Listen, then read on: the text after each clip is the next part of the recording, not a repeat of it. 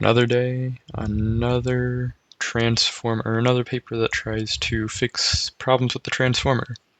Except this one, well, I mean, I guess all of them showed good results. This one has some crazy claims, and once the code is released, we'll see if those claims are true. But this one's looking pretty cool compared to the other transformer improvements or attempts at trying to make it quicker and more efficient. So yeah, this is a paper called or what they propose is this network called retentive network. Sorry, cannot speak. RetNet. I'm going to call it. So they propose RetNet, and they propose this new module called retention instead of attention. And the idea is we have a transformer which uses attention, we have a recurrent neural network, and we have, why not? We have sliding window attention. Why not use all those? In a way, it kind of combines all three of those and puts them together in this thing called retention. And it's pretty cool how they do it. That is what we're going to get into. So first, what is the problem with attention? Just gonna go over that real quick. So before I go into the paper, just wanted to note that if you don't know how a transformer works, I highly suggest taking a look at a video explaining attention. I've made a video on that. But yeah, I'm just gonna kind of briefly explain the problems with attention. I'm not gonna go into how attention works exactly because this paper is already a lot. So yeah, let's just start with what is the problem with attention. So first off, I'll start with a recurrent neural network first. So first off, we have a recurrent neural network. That's where everything began. You have a recurrent neural network, which would take in a word. So it would take in a token. So it would be so this would be our RNN. And it would take in a hidden state, H, and it would output some output. And it would pass a new hidden state, say H1. And then it would take in the new hidden state along with the next word. So this would be cat. And this is our RNN. It's the same block, and the weights are shared between the two. And then it would output another output. So this would be O0, or this would be O1, this would be O2, and so on.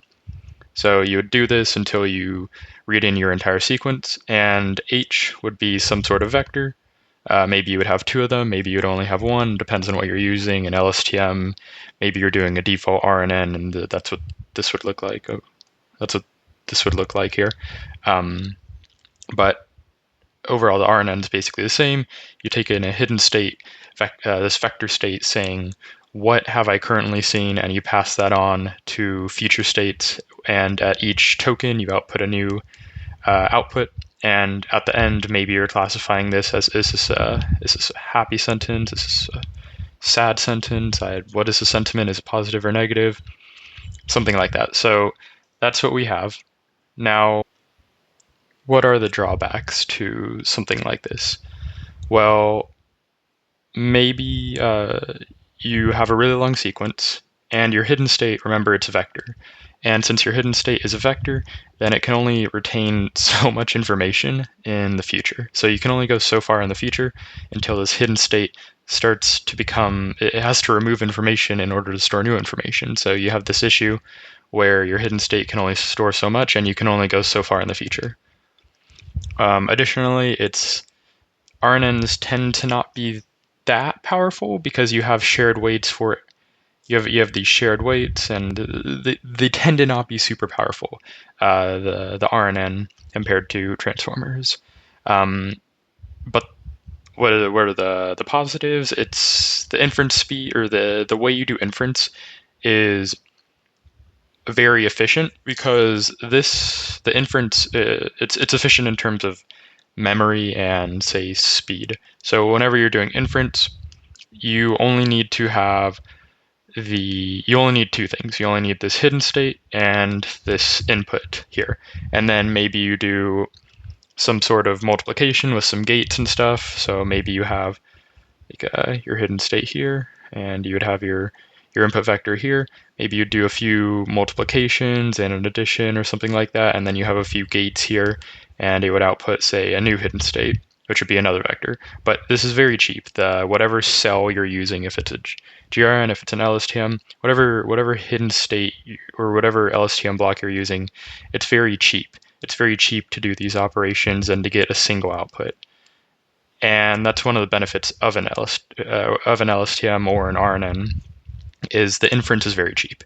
And that's the positive. But the other parts to the RNN are pretty negative in that it's not very it's also not very easy to train, because you can't really train this in parallel. If I were to give you the sequence the cat sat on the mat, then you would have to input it one at a time. You can't do all these in parallel, because the word cat has to have information from the word the, and the only way you can get information from the word the is if you process that first. So it takes O of n time, where n is the sequence length, in order to process it, and you would have to do that n times. So training is bad, but inference is good for an RNN.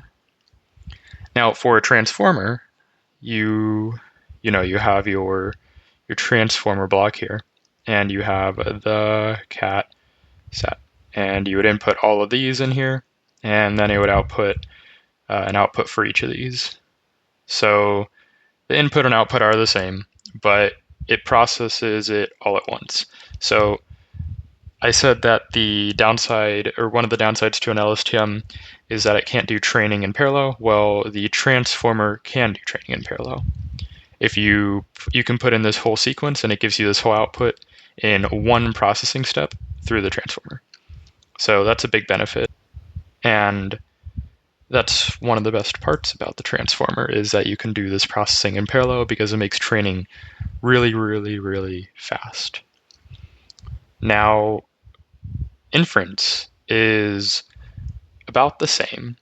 However, the transformer block is very expensive because of your quadratic complexity. So instead of just multiplying two vectors and throwing them through some gates, you would have to do the good old attention matrix, the cat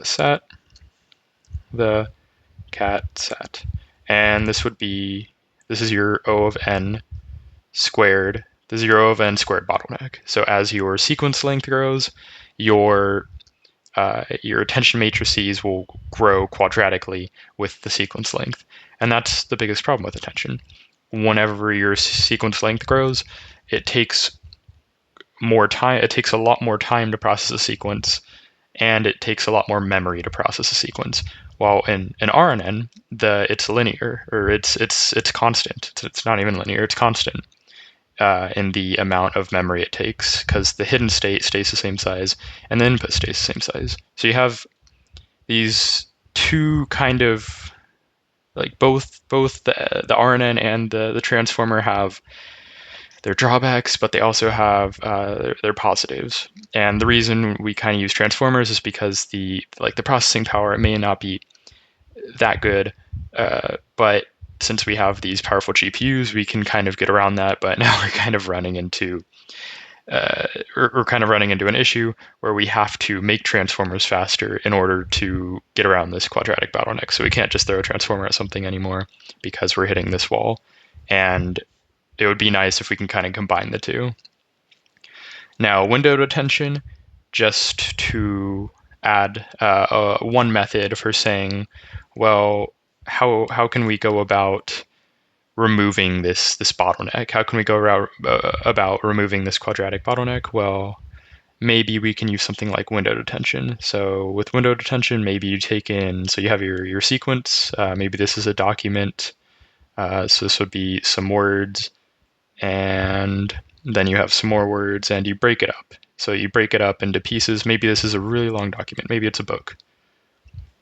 And instead of processing this through a transformer all at once, so maybe this is a sequence length of, say, 6,000. instead of throwing this through a transformer, which would require, like all your matrices would require 6,000 squared attention scores, which is, is quite a lot to store in memory. You can instead break this up and you only process it one part at a time. So this would be, say, 2,000 or 2048 if I do powers of 2 instead. And then it would output some state. And maybe instead I do some overlapping, so I instead process like a little bit of this sequence, and then I process some of the next and then I process most of the next sequence, and then that would output some more predictions.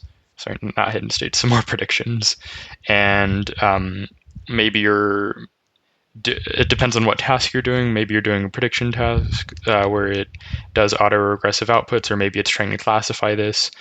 Whatever you're doing, you can process this in chunks instead of doing it in, say, instead of throwing it all through the transformer. However, if we have, if we process this last block here, then it doesn't really have the context from all the way over here. And it would be nice if we could kind of pass a state from this part to this last part and kind of pass a hidden state like an RNN. And there have been ways to do that, but they haven't worked really well.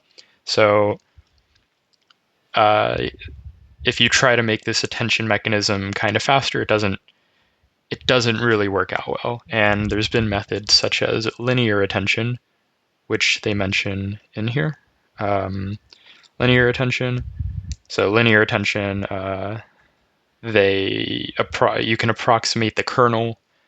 So your attention kernel would be your queries, keys, transpose, and then you do the softmax of that. So you can approximate this using the kernel trick, and it looks something like this, where you have some function that takes in the queries and the keys, and that would approximate your softmax function. But this also hasn't worked out very well. And if you look at this, you can kind of split it up, and you can make this linear attention, but attention in quotes, because it's not really attention anymore now that you've broken up the attention, now that you're kind of approximating this. But how can you kind of approximate this if, like, it doesn't really feel right trying to approximate the softmax. It doesn't really work out that well. So they have this triangle here that shows the 3 problems, and kind of trying to they show the 3 problems here, and they show that theirs does well on all 3. They call it the impossible triangle. I guess it's not impossible, but yeah. If you can have all 3 of these, low cost inference, strong performance, and training parallelism, then you have got this amazing architecture. So the transformer, like I said, it has training parallelism and strong performance. The linear transformer, which is this kernel estimation trick, it's low cost and it has training parallelism, but it doesn't have strong performance. And the recurrent neural network has low cost for inference and strong performance. I would argue that the performance isn't as strong as a transformer, but like it's still fairly strong. That's why you see them used often. But it doesn't have training parallelism. So they claim that their method, RetNet, does all 3. So let's take a look at what their method is. So what does their method do? So we can start by looking at all these formulas, or we can go kind of straight to the diagrams. And I would rather go to the diagrams because, we'll look at both, but I'd rather look at the diagrams first. So if we look at normal attention, you have queries, you have your X, and then you produce queries, keys,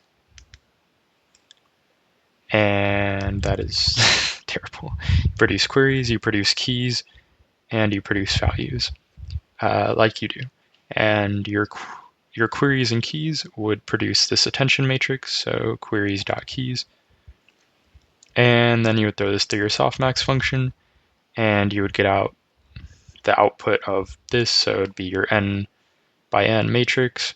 and you multiply that by the values to get your output, which would be, so if your input was, say, n by e, then your output would also be, your output O would also be n by e. And the main problem is the softmax function, or else you could easily break this up using, you could easily break up this matrix and not have to do this quadratic complexity. Now, what they do is they basically say, well, what if we just remove the softmax? And sure, that's fair. People have tried that in the past and they haven't really got it working, but apparently their method works at just removing the softmax. So if we look here, let me erase some of this. No. Yeah. So if I remove all this, and you can see it's basically the exact same thing, except I'll also remove this. Sorry, I have some notes here, but yeah, if we look at this, then you can see it's basically the same thing. You have X, it produces your queries, it produces your keys, it produces your values through linear layers. And then you do your attention matrix. You do your full rank attention, or you do your full attention matrix, your n squared attention matrix here, n by n, which is query key transpose. Now, instead of throwing this through a softmax, you first, well, this isn't really special. This is D, and we'll get into what D is in a little bit. It's basically a mask. That's basically what D is, but it also adds a kind of a spin on it. And then you multiply this by your values, and yeah, so you throw this through your group norm. Sorry, it also sounds a bit different now. I changed rooms because it was really loud. Yeah, but you take your output and you throw it through your group norm. Now, this definitely looks very similar. It also looks very different because it has this group norm here and it doesn't have the softmax, and it's very weird because your softmax was kind of your nonlinearity and your a normalization factor. Now they do deal with nonlinearity later, kind of, but I would expect that the group norm is kind of like your nonlinearity. I am not exactly sure, but that is what they do. They do the full matrix and they don't do softmax on it. Instead, they just take that and throw the group norm. And it is very weird because they do actually remove the group norm at the end, so it is kind of strange that this works. I would imagine that there would need to be a lot of regularization or standardization, some sort of something to keep the values in the softmax from exploding. And I guess that would be what your group norm would be for. But if they remove the group norm and it still does well, then that's strange. And they do have some like normalization that they do later, but I'm surprised that keeps the values in check. So yeah, very interesting that that this part works. Anyways, that is the high level overview of what their mechanism does, and it's basically just attention. But let's go into this formula here. So there's a little bit more to it than just doing your queries dot your keys. So you can see here, let's remove this part here. So we don't have that part, we don't have that part, and we don't have that part. And this is a T instead of that symbol there. I have no idea what that symbol is called. Now this is just normal attention, and this is just normal attention.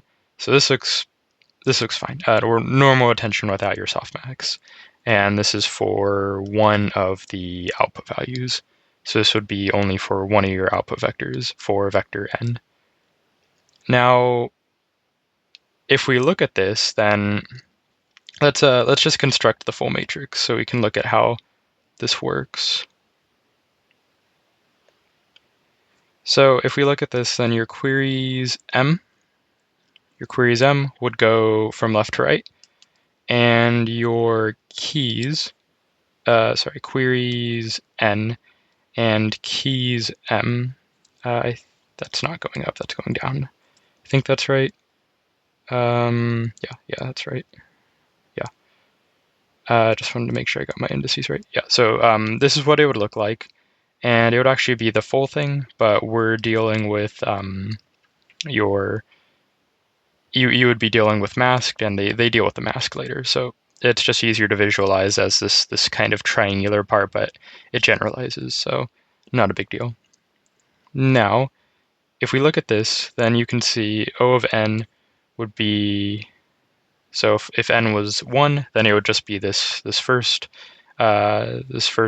part here, and then you would multiply that by your values m, and that lines up. Your keys m with your values m. So that part makes sense. And then as you go down, it's just normal attention. Now, let me think. What should we add first? Let's add the positional encodings next. So the way they do positional encodings is basically like row former. I mean, basically, you can think of it like that, and they use this thing called XPOS, which is an improvement on the row former. And I feel like it's not worth really getting into how they do the improvement, but yeah, it's basically just the rotation scheme. So if this is 1, 2, 3, 4, this is 1, 2, 3, 4, then key 1 and query, yeah, so key 1 would have like these are basically relative positional encodings. So key 1 would have relative positional encoding e to I theta. And if you look at this, you're like, oh, that looks, you've probably seen this before. And this is just Euler's equation, I think. Euler's something, one of Euler's things. And you can think of this as just a rotation in the complex plane. So e to the I theta is equal to cosine theta plus sine theta. And this is literally just a rotation in the complex plane. So if we have, say, this would be, say, our angle theta right here. That would be theta. And then this would be 2 theta. So it's just a rotation in the complex plane. And the rotation is based off the, let's see, what is it based off exactly? Right, so it's based off m, it's based off n, and it's based off m. And they have it down here differently. Yes. Yeah, we'll just go with this one here. So yeah, it's based off n and it's based off m. So the rotation kind of so if m is equal to 1 and n is equal to 1, then the rotation would be the same. So let me get blue out. So if n is equal to 1 and m is equal to 1, then your rotation would be the same here. Be this blue one here. That is 1. And then if m is equal to 1 and n is equal to 2, then m would be this further rotation here. So this would be m. And then, so if m was 2, if this was 2, then it would rotate slightly more, and this is n, then m would be rotated twice as much.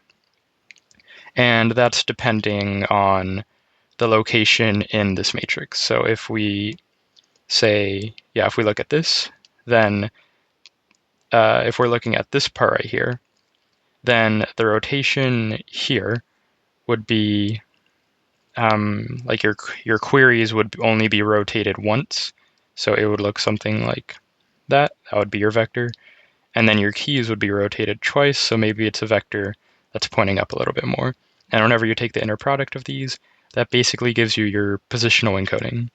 And if we look at this one here, if we look at this one, yeah, if we look at this part right here, then the rotation would be the same, and the dot product is would give you 1. So you can kind of see how this rotation mechanism works, and they add these by just multiplying it by the queries and the keys. And if you kind of want to go a little bit more into the rotation mechanism, kind of how that works, I have done a video on rowformer, but I mean the gist of it is literally just you have this vector that's rotating, and you rotate it slightly more, and whenever the rotations line up, you have a dot product of 1. And the further away you are from this position, the higher the dot product, no, the lower the dot product will be, until it's orthogonal, where it'll be 90 degrees, and that'll be a dot product of 0. So the further away you get from this, from from n is equal to m, the the lower the dot product will be. So that's kind of how that's kind of why they have these e to the I thetas here, and they're just doing that in the complex plane instead of doing it with cosines and theta, or instead of cosines and sines. So it's just slightly different. And if you just have those parts, then you have positional encodings built into your queries and keys into this matrix here. So far, not bad. And then they have this outer part here, which I like. I like this better, this visualization better. So the way you can construct this is, so it's just a matrix of the same shape. You can see it's a n by m. It'll be an n by m matrix, so it'll be 4 by 4 in our case, and it looks like this. And the cool thing about this matrix D is that it combines both the masking and it combines like an exponential decay factor.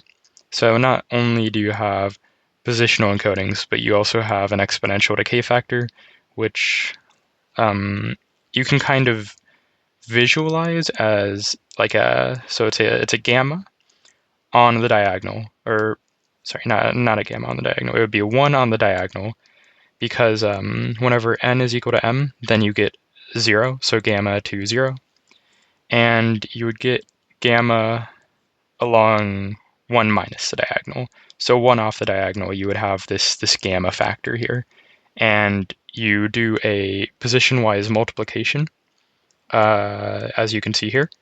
So it's a position-wise multiplication, so it would be this value, whatever this value is, multiplied by 1, and then it would be this value multiplied by 1, but this value here, where the queries and the keys don't align, it's multiplied by gamma, and you can see that this is 1 token in the past.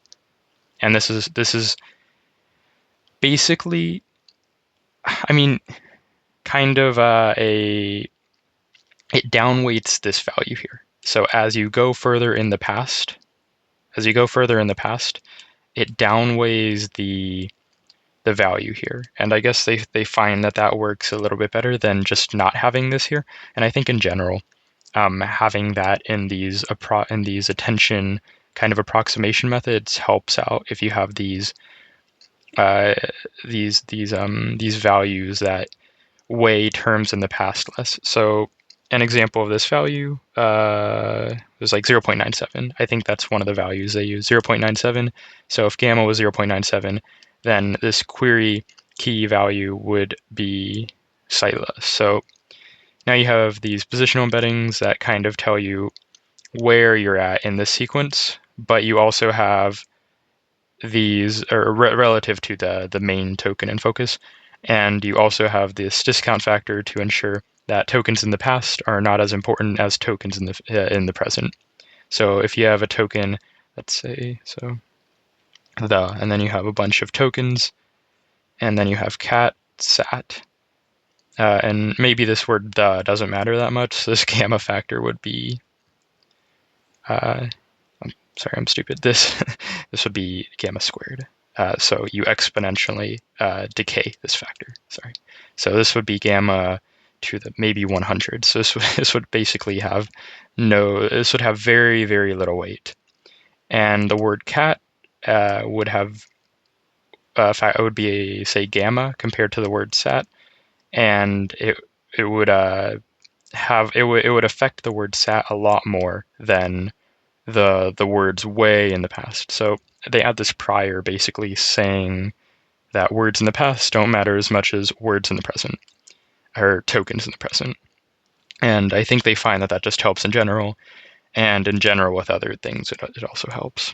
So that is what they do for their parallel representation. So this is basically the transformer. It's basically a transformer with positional encodings, and in the past it decay in the past, but instead of a softmax, but you don't have softmax.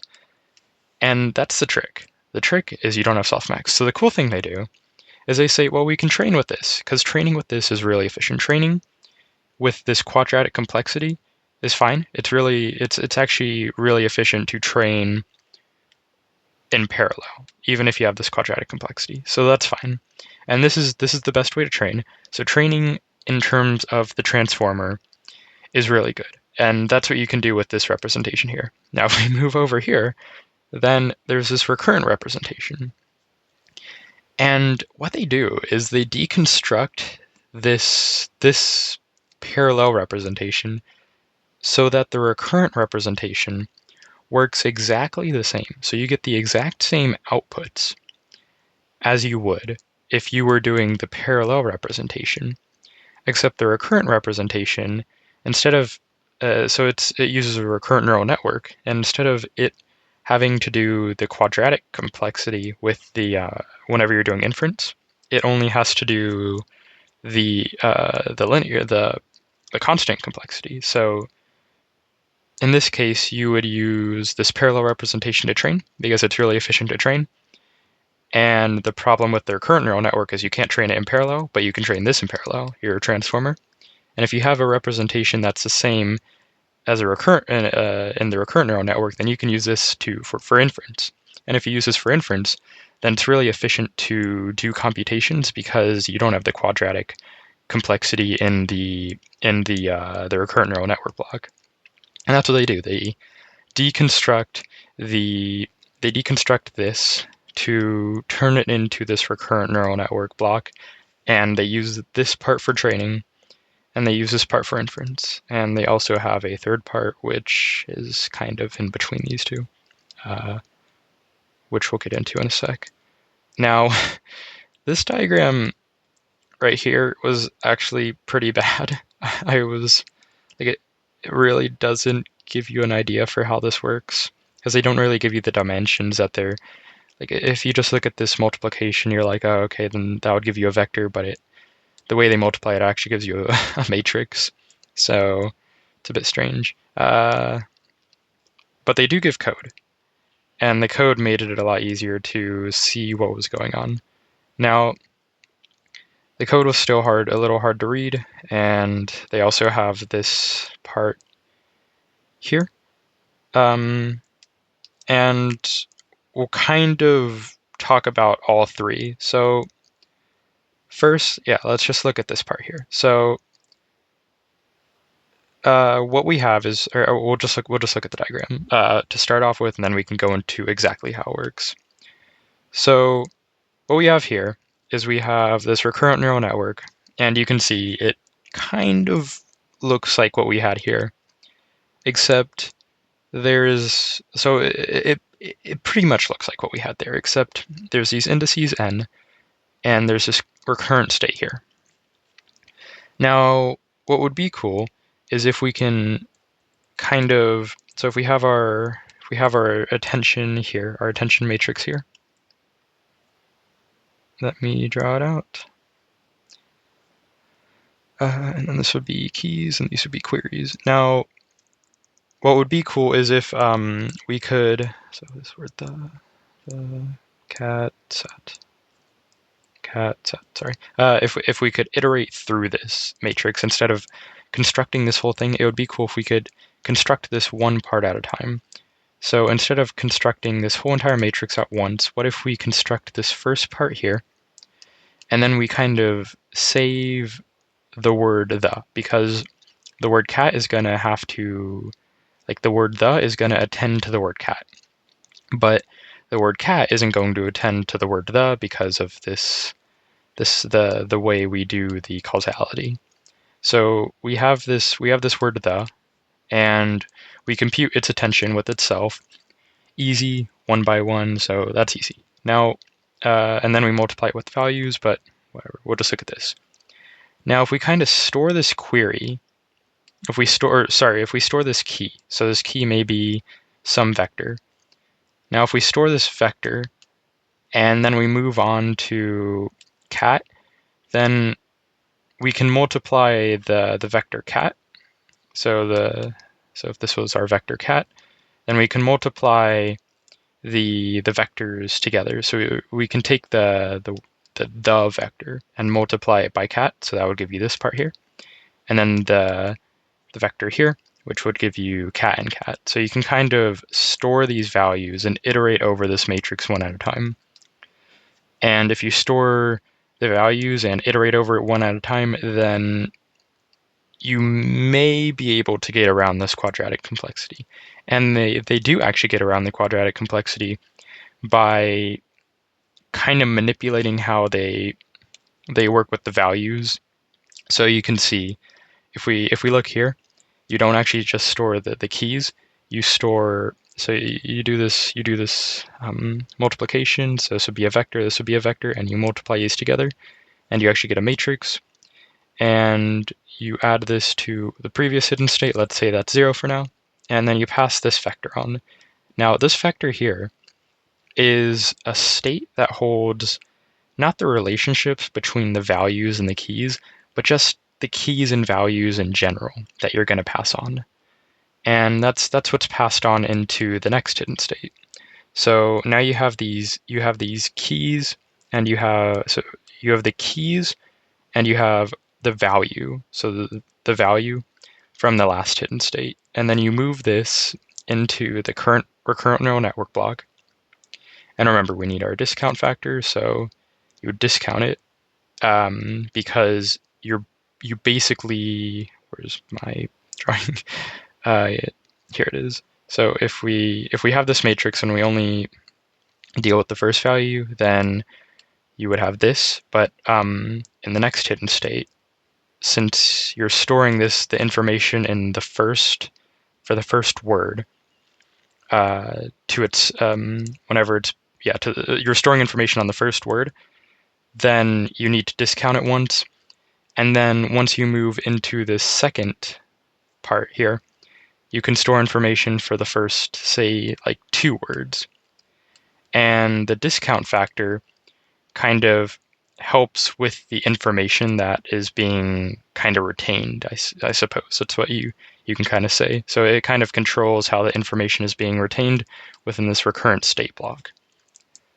Now, I do think it's best to show an example of this actually working, because if you look at this, you're like, I don't exactly know how this is going to work. So I have an example written out here, which we'll go through one step at a time. And I mean, that kind of helped me visualize what was going on, because it was kind of hard for me to see. So if we have our keys, it's equal to 1, 2, 3. And then we have our, so we'll make this a 2-part sequence. So if we look at our sequence, then it would be 2 parts. It would be 2 tokens. It would be token 1 and token 2. So it's token 1, that's token 2, and that's it. And we have our embedding dimension, which is equal to 3.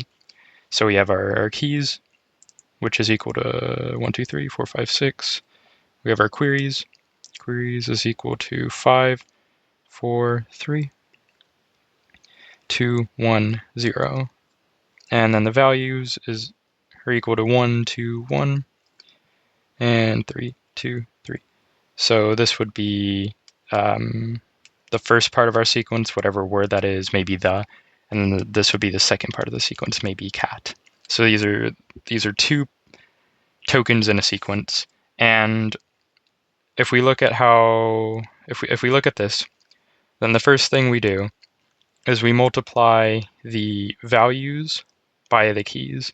So that would give us 2 matrices. And the way you do that is kind of weird. So The way you do that is, let's do the first one. So if it's the value, so we don't worry about the queries yet. So we have the values and the keys, so it would look like this: 1, 2, 3, and 1, 2, 3. And these would be the keys, and these would be the values here. And this would be key 1 and value 1. And you're not doing a multiplication of you're not doing a position-wise multiplication. Instead, you're making this matrix where position 1 is multiplied by position 1 and position 2 is multiplied by position 2.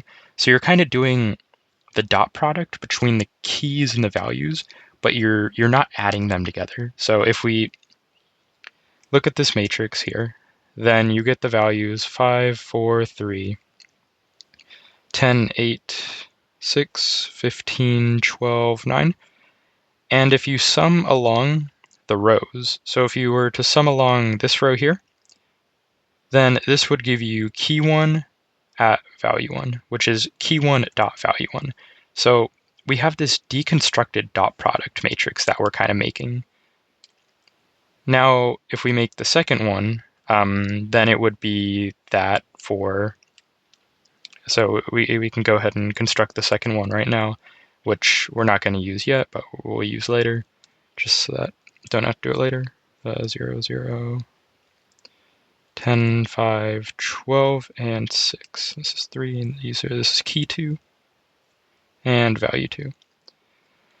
Okay, so we have this deconstructed dot product between the keys and the values. Now, we can do this because we don't have the softmax, so we can actually have this deconstructed dot product, and we can leverage the properties of matrix multiplication and do it kind of out of order. Now, let's just go back to the diagram. What do we do next? So we add to this recurrent state. Now, our recurrent state is nothing, so we're not going to do anything with that.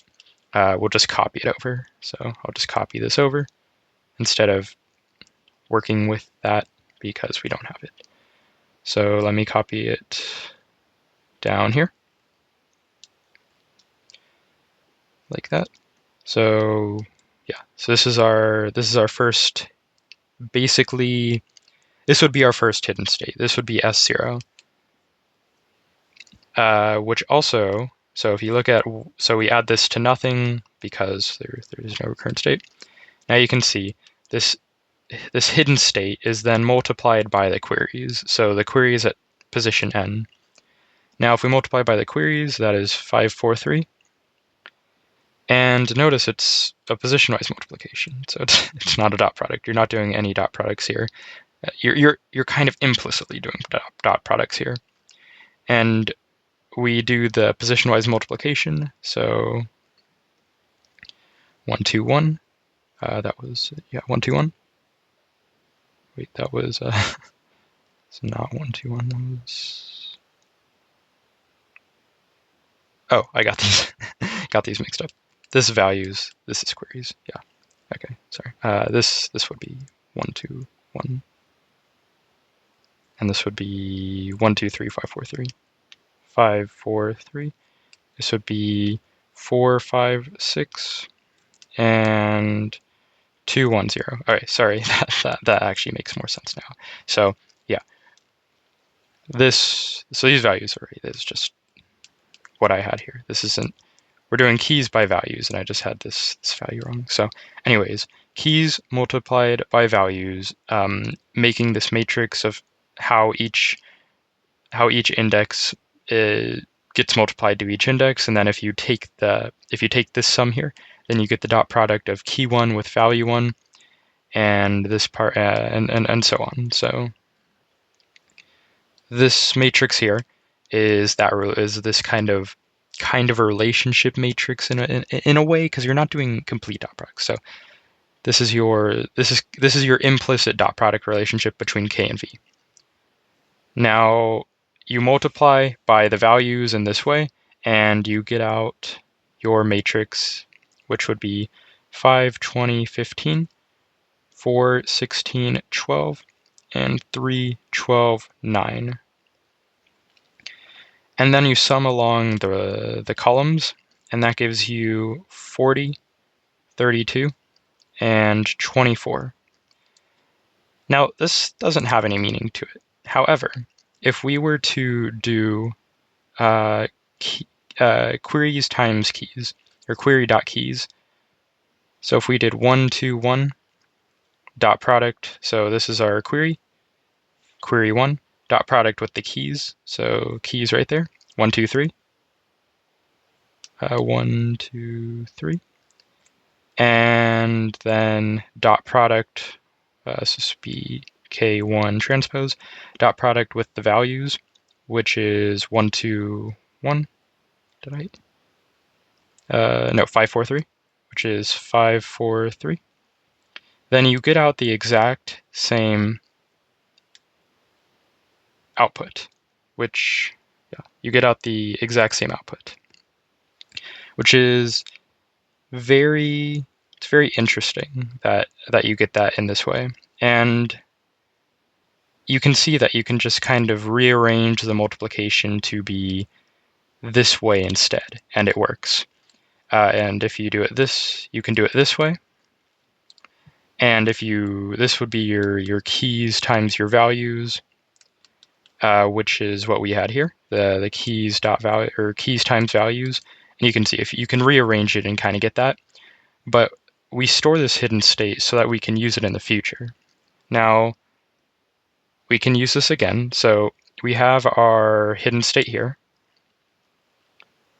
So let me copy that over. Now, what if we want to compute the next part? So what if we want to compute the value for the second part of the sequence? So this is our hidden state that we have. This is S1, I think. Yeah, this would be S1. Now, what if we want to compute the attention values for the second part? Now, we basically need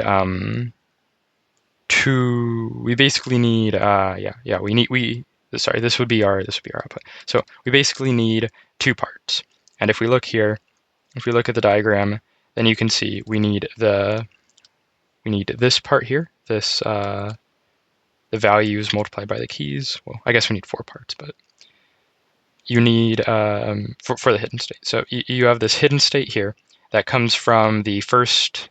This comes from the first key query multiplication. So this comes from your topmost part of the matrix, and that's what that kind of represents. That you're kind of storing the information from the first part of the sequence in this hidden state here.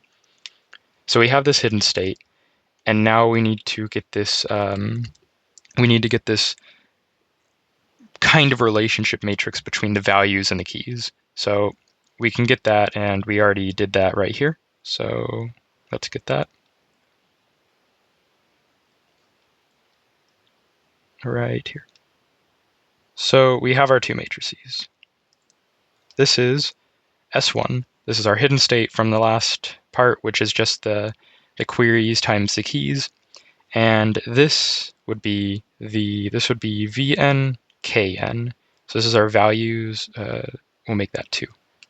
This is our values times keys, the matrix here. Now, what we kind of want to compute is this second part here. The second part in the sequence. And notice we're going to need to have 2 values instead of 1. And the way they do this, it actually implicitly constructs just these 2 values here and nothing in the future. Because notice, we only have information of the first part of the sequence. We don't have information of any other part of the sequence. So it kind of implicitly models this causal behavior here. So what we do is we add these together. So this is multiplied by gamma. And the values are this thing here. I'm not going to write it out. So you multiply that by gamma, and then you add these together. So this discounted by 1, because remember, this is our information that we had. So this is just information from the first part of the sequence. And remember, we need to discount it because of how they do the masking. They add the discount mask, remember. So if we have this part of the sequence, then we need to discount it by 1 because we have information of this part right here. So we need to discount it once. So we discount it once, so we multiply by the discount factor, and we add the hidden state along with the values and the keys together to get out your new hidden state. So this would be your new hidden state, which I have written over here, right here.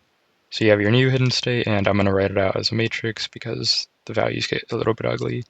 So this would be 9.25, 12.5, 15.75, 5, 7, 9, 0.75, 1.5, and 2.25. Now you multiply these by the values. So that would be a 3. So you multiply by the final values, position-wise multiplication. So you have your new hidden state, and you multiply position-wise by the queries. You multiply position-wise by the queries, and you get out your final matrix, you get out your final matrix, which is this one right here. So it's 27.75, and I'm not going to write out all of it. You can see it right here. So 15 and 2.25. And then like we did with the last one, you sum along the columns. And when you do that, this gives you your output, 56 and 12. Now, there's a few questions you may have with this output.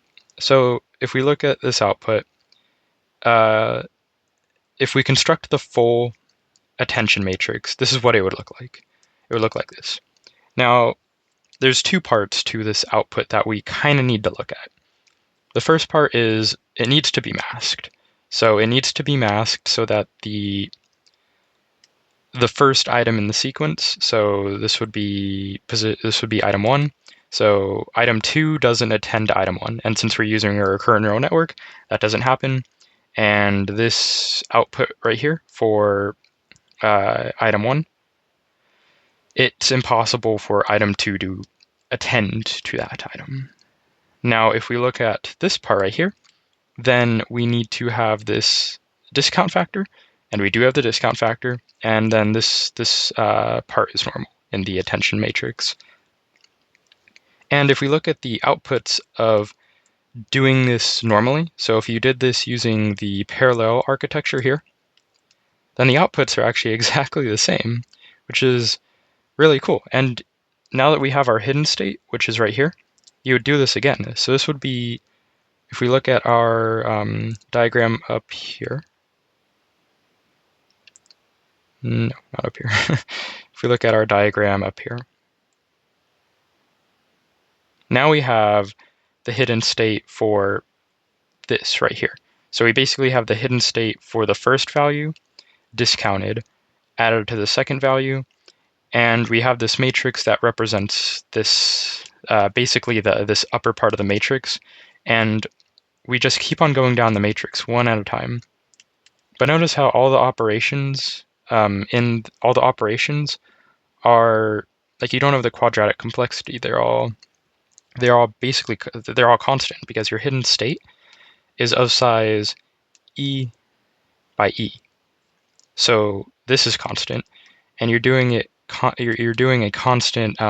You're not doing this you're not doing this n squared matrix multiplication. So you keep your values constant, meaning that this recurrent representation of the parallel representation is efficient. It's efficient whenever you're doing inference because you don't have the quadratic complexity, and you can put it on a small device. And since you already have to do n steps anyways, might as well, like, you don't need to do the full attention matrix. So this is pretty cool to see. I hope that kind of makes sense in how they do it. They basically retain the information of the keys and the values in this hidden state, and they use the discount factor so that the hidden state is updated in a useful way, as opposed to letting the network choose the hidden state.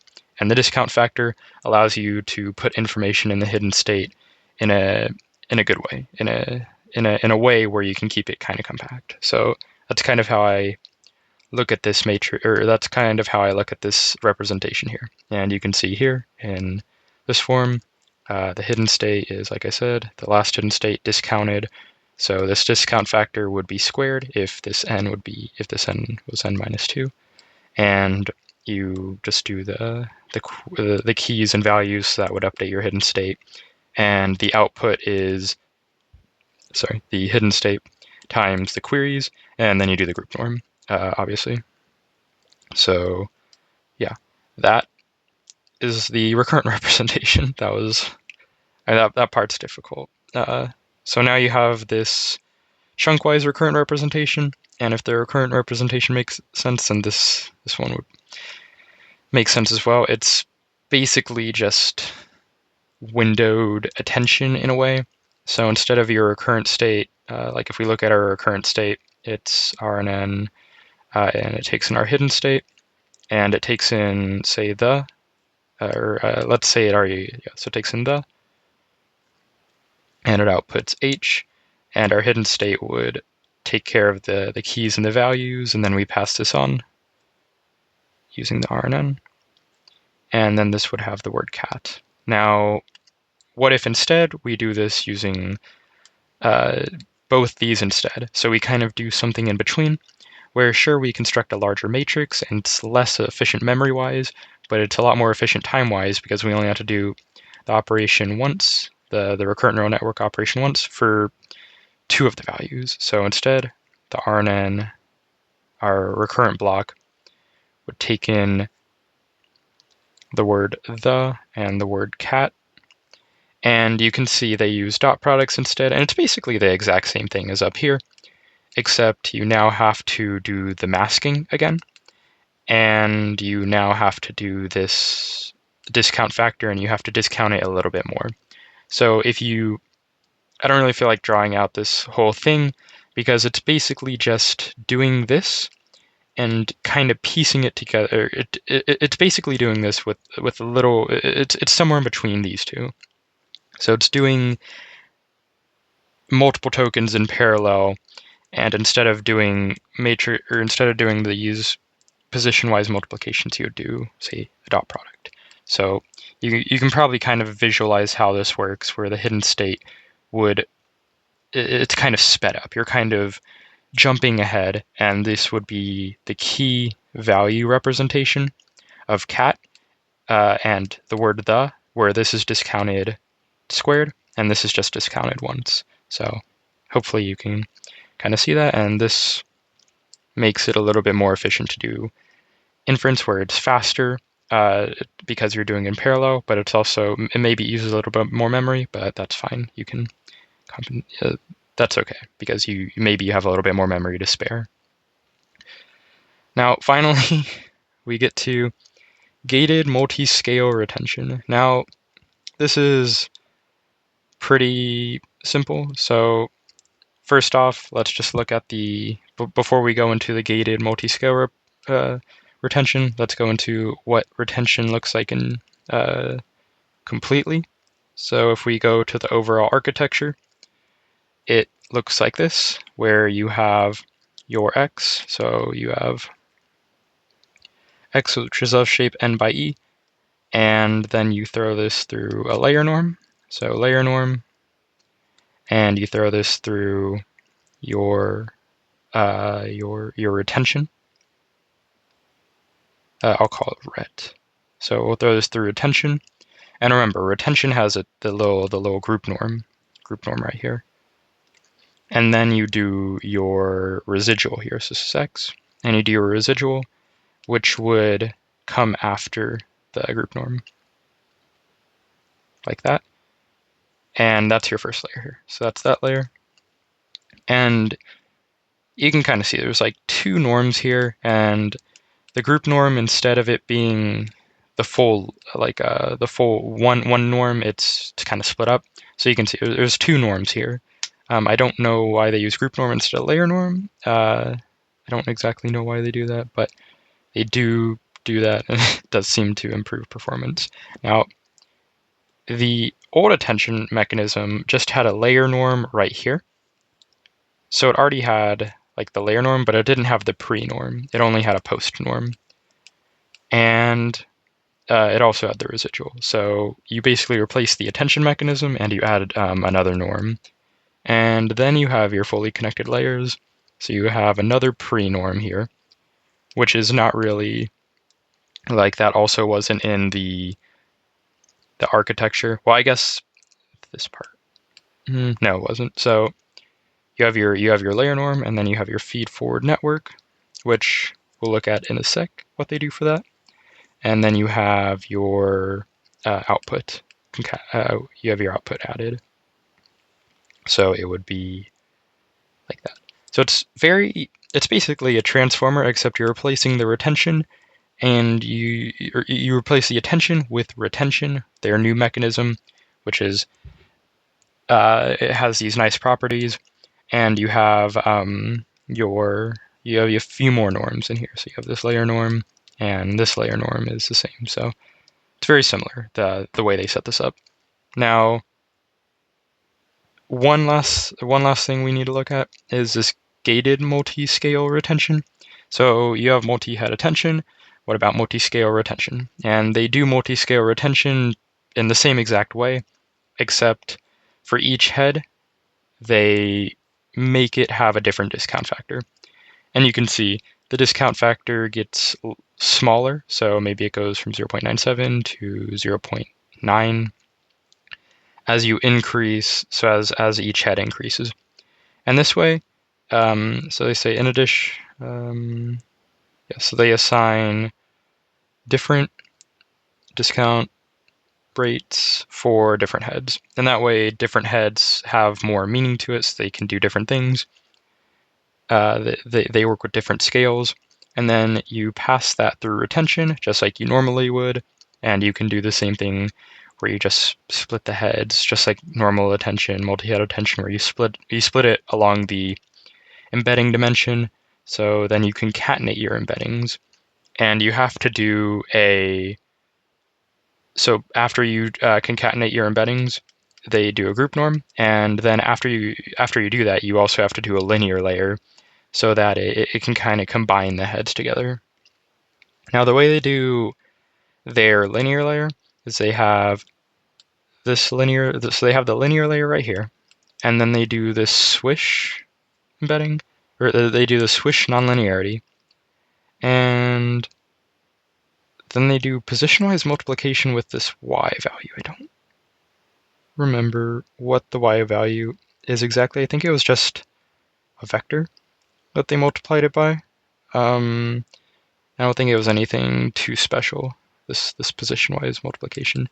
So you do your normal linear layer, and then you add nonlinearity of swish, and then you do your output. So it's just a double projection, just like you normally would, except they use swish, and they argue that they add a swish gate to increase nonlinearity of the retention layer. So they add this nonlinearity in the projection, as opposed to maybe just having this normal projection here.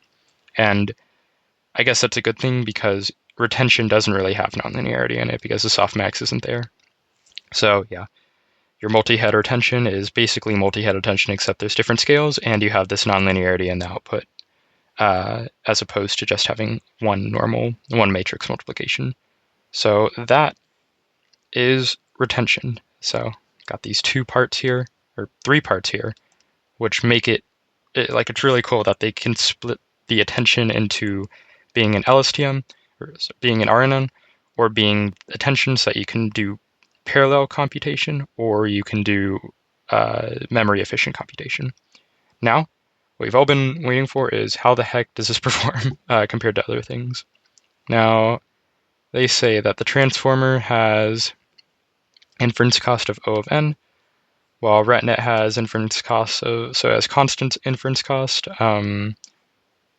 I guess this is O of n. I don't really see how that's O of n, not O of n squared. Anyways, yeah, this is constant because it uses the RNN. So you can see recurrent neural network, also constant. But then you can see the memory complexity. That's O of n squared, the transformer, while this is O of n. So just depending on the sequence length and this. So transformer got 2 check marks. We all know the transformer has 2 check marks. RetNet that also has 2 check marks. We all know that RetNet has 2 check mark performance. It's my favorite metric, the check mark performance.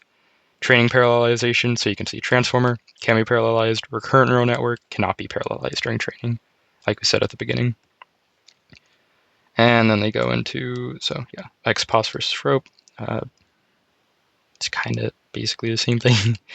Yeah, so they also have this graph here, which is weird. So if this is true, then this is pretty cool, where the transformer perplexity, this is a linear scale, so it doesn't linearly decrease as the model size increases. Like it kind of does, but it doesn't really. Now, does this really happen? I don't know. This would be something interesting to look at, but if the RetNet has this property and the transformer does not, then that would be an interesting property, nonetheless.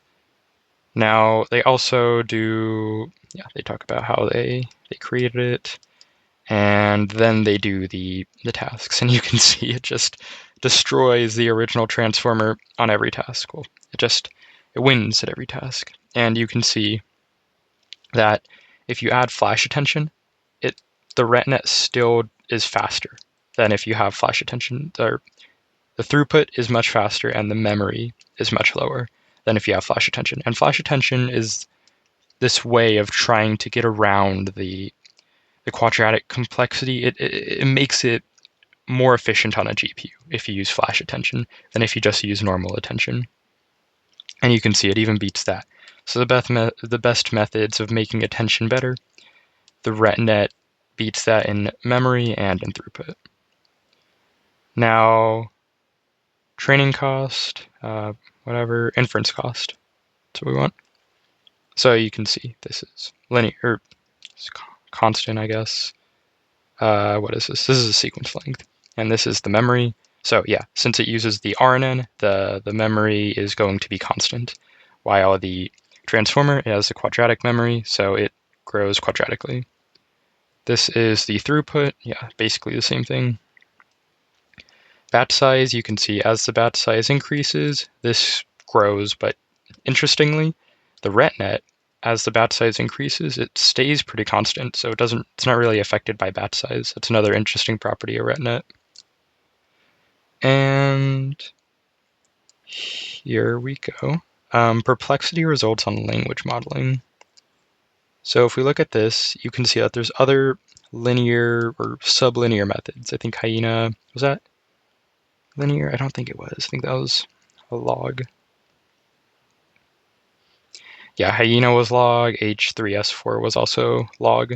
So we can see there's other sub-quadratic methods, and the perplexity of RetNet is much lower than the other methods here. So the other methods are not as good according to their results for for the performance.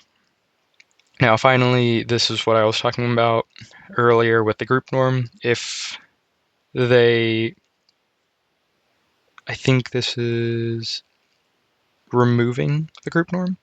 So if you remove the group norm, yeah.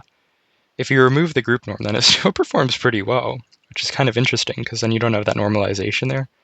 And yeah, you can see that it performs worse if you just remove this stuff. Reduce the head dimension. So the heads do help performance, interestingly. Which I guess you would imagine because it can utilize different discount factors. So yeah. One last thing is the normalization that they do. So in the query key matrix, the attention matrix, you can see they do that normalization, which is just divide by the root of the dimension. They do this, which I think just keeps the values consistent within the mask. And this one right here, which I feel is more like the most interesting, is they divide by the sum of the columns. And I feel like this is a really important normalization, otherwise the values would blow up. So if you don't have this, I feel like the values would blow up.